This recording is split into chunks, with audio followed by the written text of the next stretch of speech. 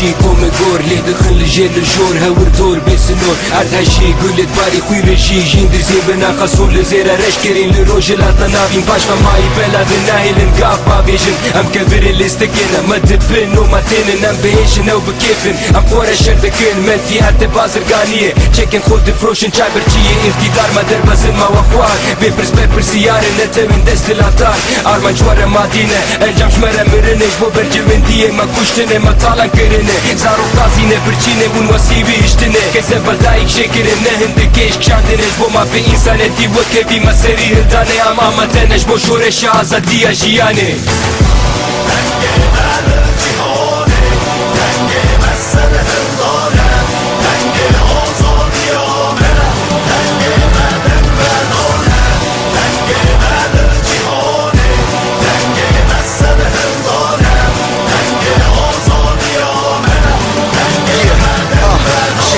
Struggle when another story is told. Never shovel, dig another grave. Never weapon is made. Survive the helicopters and tanks. They send arms my way. Study Islam, then I thank God it's Friday.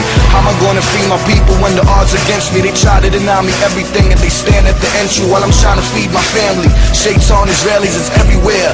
Look around, they up in the air or out on the streets of Gaza, Haifa, Nablus. Gotta unite the youth, gotta get established. Means to make it, means if I see it I break it. You can no longer hide your ugly apartheid. And me, I'm trying to ride, son, I'm down for the cause. If my people gon' applaud, it's all up to God. All I know, I gotta react, cause I'm tired of watching. Burn ties on streets, I don't see no option.